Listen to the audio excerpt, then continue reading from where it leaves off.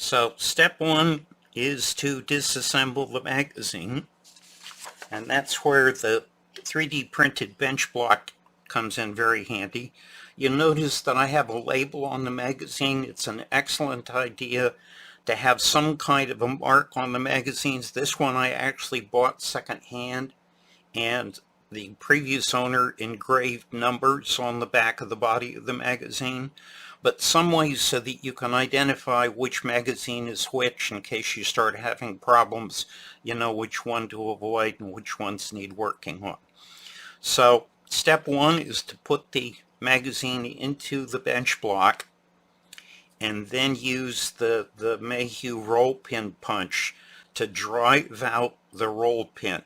The magazines are designed so that you, in general, never have to remove the front roll pin. You'll see how that works in a minute. So you just have to worry about the rear roll pin. And to sort of reinforce that notion, there's a hole in the bench block to remove the rear one. There is not a hole in the front.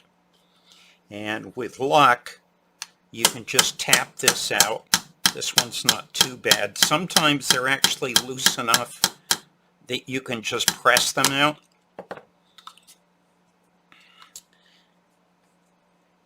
And you have to be a little bit careful when you take the magazine out of the bench block because of the spring. And you have to pull the base of the magazine forward. The front roll pin is actually located in a notch in the body of the magazine to hold everything together. So you have to pull it forward and then make sure that things don't go flying because of the spring. And sometimes they're pretty stiff. This one's going to put up a bit of a fight. What you can do is park it on a block, hang on to it again so it doesn't go flying, and then tap the back end down until it unhooks from the front. And then carefully let it come out. You want to try to, in general, if your magazine's been working well, the springs are largely symmetrical, but it's not a bad idea to keep track of which end is up so that you can put it together in the same orientation.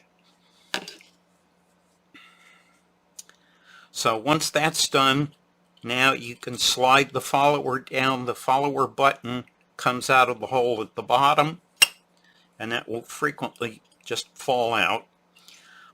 If there's a lot of fouling, you may find that the follower is going to hang up and may need a little coaxing to come out.